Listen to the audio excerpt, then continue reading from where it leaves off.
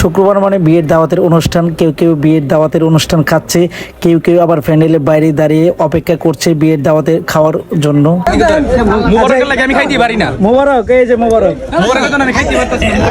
বিয়ের অনুষ্ঠানটা ছিল নরসিংদী রায়পুরা চর মরজাল, আমার শ্বশুরবাড়ি এলাকায়। আমার এক শালের বিয়ের অনুষ্ঠানটা ছিল। এখানে এসে দেখতে পেলাম আমার শ্বশুরবাড়ির যত আত্মীয় স্বজন আছে সবাই একসাথে এসেছে, একসাথে বসে খাচ্ছে।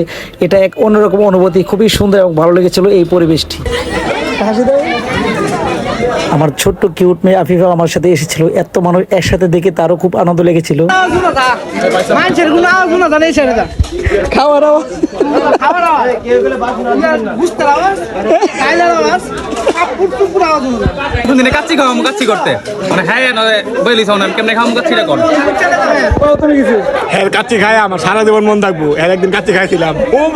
উক্ত অনুষ্ঠানে এসে একটা ডাউল খোরের সাথে দেখা হয়ে গেল। দেখতে পেলাম এই লোকটি বাটি নিয়ে ডাউল খাচ্ছে, খাওয়ার পরে কিন্তু বলছে আবার দেওয়ার জন্য।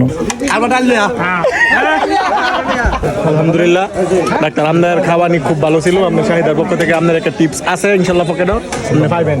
আচ্ছা, উক্ত অনুষ্ঠানে আমাদের খাওয়া শেষ, কিন্তু যে বরযাত্রীর অপেক্ষা ছিলাম, বরযাত্রী দেখতে পেলাম যে অবশ্যই চলে আসলো।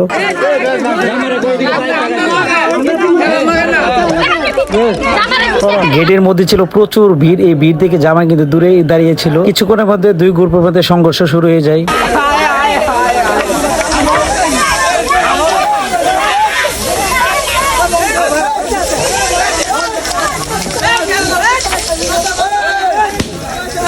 অবশেষে আমাদের যে বরযাত্রীগুলো সবাই চলে এসেছে এবং টেবিলে বসে পড়েছে।